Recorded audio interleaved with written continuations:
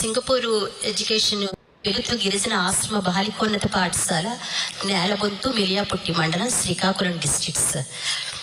Sir నేను Singapore education ఎక్స్ప్లోజర్కి వెళ్ళినప్పుడు అక్కడ ట్యూషన్ సెకండరీ స్కూల్కి వెళ్ళాను sir.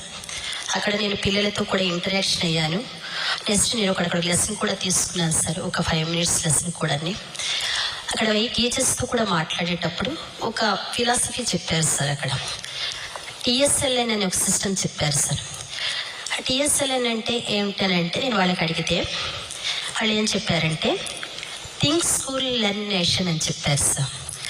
Think school learn nation ఏంటనంటే వాళ్ళు ఎగ్జామినేషన్ పాయింట్ ఆఫ్, మనం ఏంటంటే ఎడ్యుకేషన్ ఎంతసేపు కూడా ఎగ్జామినేషన్ పాయింట్ ఆఫ్ వ్యూ అని చూడకుండా వాళ్ళ లైఫ్ లాంగ్ లెర్నింగ్ ఎక్స్పీరియన్సెస్ కల్పించే విధంగా ఉండాలి, వాళ్ళు ఇన్నోవేషన్స్గా ఉండాలి, అడాప్టబిలిటీగా ఉండాలి.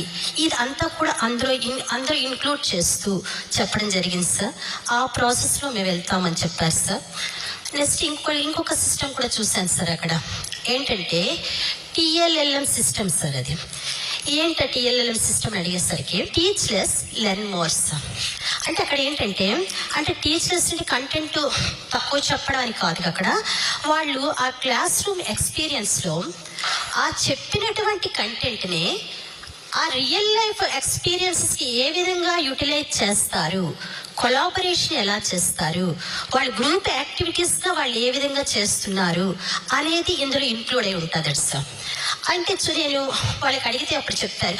అంటే ఎలా చేస్తారంటే ఒక రియల్ లైఫ్ అప్లికేషన్ అంటే ఒక గ్రూప్కి ఒక ప్లాస్టిక్స్, ఆ ప్లాస్టిక్స్ సంబంధించి ఏంటి, వాటి నుంచి వచ్చే ఛాలెంజెస్ ఏంటి, అవి వాటిని యూజ్ చేయటం వల్ల వచ్చేటటువంటి ఏంటి, ఏ విధంగా మన నేచర్కి మనకి డిస్ట్రాయ్ అవుతుంది, అవన్నీ కూడా ఆ గ్రూప్లో డిస్కస్ చేస్తూ వాళ్ళు ఆ నెక్స్ట్ దీంట్లో ఆ స్కూల్లో ఉండేటటువంటి ఆ ప్లాస్టిక్స్ వల్ల వచ్చేటటువంటి ఆ నష్టాల గురించి మిగతా ఒక ప్రాజెక్ట్స్ తయారు చేయడం సార్.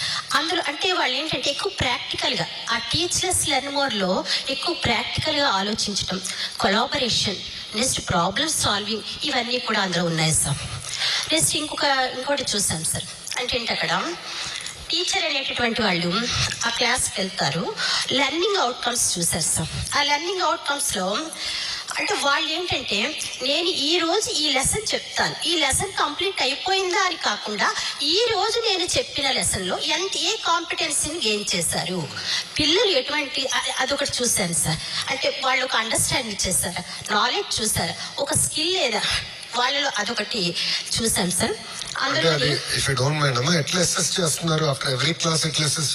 అంటే క్లాస్ అంటే ఇప్పుడు సపోజ్ సార్ ఒక ఫ్రాక్షన్ ఒక లెసన్ చెప్పాలి సార్. ఆ ఫ్రాక్షన్ ని మామూలుగా మన బోర్డు పైన ఫ్రాక్షన్ గురించి సంపించి 1/4, 3/4 అలా అని కాకుండా మనం ఒక దాన్ని అక్కడ అప్పటికప్పుడు అవైలబిలిటీగా ఉన్న ఒక కేక్ తీసుకొచ్చి దాని పీసెస్గా చూపించి ఇది ఫ్రాక్షన్స్ అంటే అలాంటి చిన్న వాటిని కూడా మేము ఆ విధంగా మేము ఎక్స్ప్రెస్ చేస్తూ పిల్లలకి మా చుట్టూ ఉండే సరౌండింగ్స్లో ఉన్న TLMస్ని ఉపయోగించి చెప్తాము. ఇప్పుడు సపోజ్ ప్లాంట్, ఆ ప్లాంట్ దగ్గర తీసుకెళ్తాం, లేకపోతే ఒక water harvesting system. Water harvesting system అంటే what is water harvesting system మనము అక్కడికి మేము తీసుకెళ్ళి దాని నుంచి ఎక్కడ లీకేజెస్ అవుతున్నాయి, ఆ లీకేజెస్ అవ్వటం వల్ల మనకి ఏ డ్యామేజ్ జరుగుతుంది, అలా ఆ విధంగా అదొకటి చెప్పారు సార్. నెక్స్ట్ ఇంకోటి ఏంటంటే ఆ అసెస్మెంట్ చేసేటప్పుడు వాళ్ళు చెప్పేటప్పుడు కూడా వెంటనే ఒక 3 questions వేస్తారట సార్. ఏంటంటే 3 questions వేసుకుంటారు. ఆ యూనిట్ లెసన్ చెప్పేటప్పుడే వెంటనే స్పాంటేనియస్ అసెస్మెంట్ జరగాలని చెప్పేసి వాళ్ళు ఒక 3 questions. What did I learn today, what did I learn, what challenge it, how can I solve it. ఆ 3 questions కూడా what did I learn sir, what challenges to me, next how can I solve. 3 అంటే ఆ unit అంటే వాటిని ఆ salvation నేను ఎలా చేయగలను అంటే ఇది స్టూడెంట్ కూడా అడుగుతారు. ప్రతి స్టూడెంట్ ని ఎవ్రీ క్లాస్ ఆ 3 questions కి ఆన్సర్స్ ఆ యూనిట్ ఆ మేడం చెప్పేసాక ఆ 3 questions కి ఆన్సర్స్ వెంటనే స్పాంటేనియస్ గా చెప్పమని. అప్పుడు వాళ్ళు తాలూకు వీక్నెసెస్ ఏంటి, ఆ యూనిట్లో వాళ్ళు ఎక్కడ వీక్నెస్గా ఉన్నారు, ఆ పాయింట్ వెంట వెంటనే అక్కడ అసెస్మెంట్ జరుగుతుంది సార్. ఆ 3 క్వశ్చన్స్ కూడా కంపల్సరీ అడుగుతారు సార్. నేను అక్కడ ఫిజిక్స్ టీచర్స్తో ఎవ్రీ క్లాస్ లో అడుగుతారు. ఎవరి క్లాస్లో ఈ 3 క్వశ్చన్స్ సార్. అంటే ఏ విధంగా సాల్వ్ చేస్తారు, మీరు ఏ విధంగా ఛాలెంజెస్ ఏంటి అది కూడా చూసాం సార్. ఆ విధంగా ఆ రూబ్రిక్ అసెస్మెంట్ అది కూడా ఉంది సార్. అయితే ఇది మనదంతా కూడా మన అడాప్టబిలిటీ ఎలా తీసుకురావాలి అనుకుంటే మనది ఏం లేదు సార్. నేనేమనుకున్నానంటే అక్కడ అడ్వాన్స్ టెక్నాలజీ ఉంది, ఇన్ఫ్రాస్ట్రక్చర్ ఉంది అని అనుకోవడం కాదు సార్. మన మైండ్ సెట్ ముందు మారాలి సార్.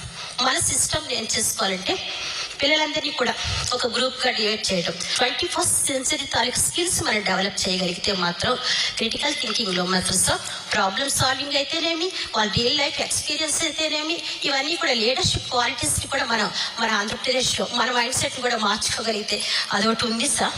నెక్స్ట్ ఇంకోటి అంటే ఈజీగా టెక్నాలజీని యూజ్ చేసుకోవాలి అంటే మన టెక్స్ట్ బుక్లో ప్రతి టెక్స్ట్ బుక్లో QR కోడ్ ఉంటుంది సార్. మన పిల్లలు స్కాన్ చేసి అదొక వనరుగా, ఒక రిసోర్స్గా, అందులో ఎడిషనల్గా అంటే టెక్స్ట్ బుక్ నాలెడ్జ్ ఒక్కటే కాదు మనకి, దానికి ఎడిషనల్గా ఈ QR కోడ్స్ అది చిన్న అడాప్టబిలిటీ సార్, పెద్ద టెక్నాలజీ కాదు. ఆ చిన్న అడాప్టబిలిటీ తీసుకుని QR స్కాన్ చేసి అది మన పిల్లలకి కానీ వాళ్ళు రిసోర్స్గా ఉపయోగించుకోవడం, అదొకటి వాళ్ళకి అలవాటు చేయగలిగితే అదొకటి సార్. నెక్స్ట్ వాళ్ళ లీడర్షిప్